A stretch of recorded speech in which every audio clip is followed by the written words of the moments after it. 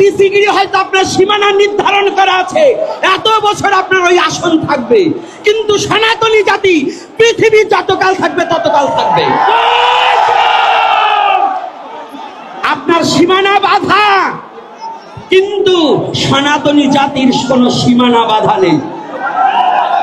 সনাতনী জাতির কোনো সীমানা বাধা নেই। আমি সনাতনী জাতিকে জানাতে চাই, আজকে যারা যত বাধা দেবে আমাদের লড়াই তত শক্ত হবে। আমরা থেমে থাকবো না,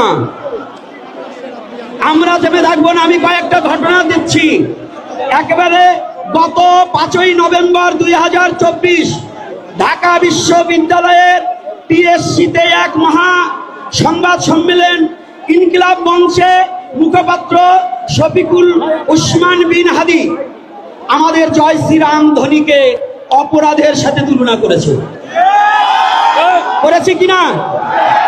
সে বলেছে জয় শ্রীরাম নাকি জয় বাংলা জয় বঙ্গবন্ধুর স্লোগানের সাথে।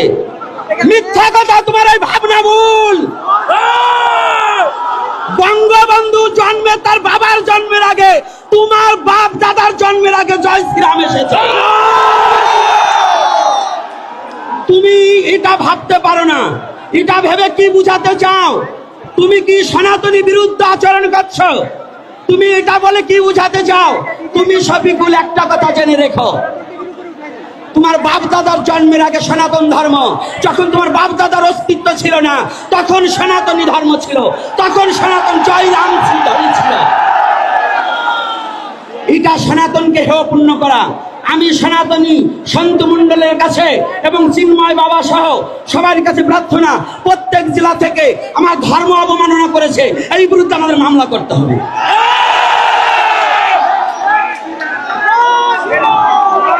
দ্বিতীয়তে আর একটা ঘটনা ঘটেছে।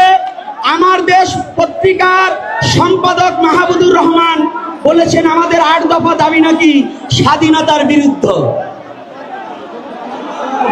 কথাটা একটু ভালো করে জানবে। স্বাধীনতার বিরুদ্ধে কোনো সনাতনী চলে না। আস্তে, সনাতনী জাতি কোনো দেশ এবং আইনের প্রতি শ্রদ্ধা রেখে কথা বলে। সনাতনী জাতি আইন এবং দেশকে ভালোবাসতে জানে। যারা আজকে সনাতনী জাতিকে, যারা ইসকনকে এবং আমাদের এই সনাতনী জাতির 8 দফা দাবিকে যারা রাষ্ট্রদ্রোহী এবং স্বাধীনতার বিরুদ্ধে ঘোষণা করছে, আমি মনে করি তিনিও বাংলাদেশি নন, উনি বোধ হয় পাকিস্তান থেকে এসেছেন।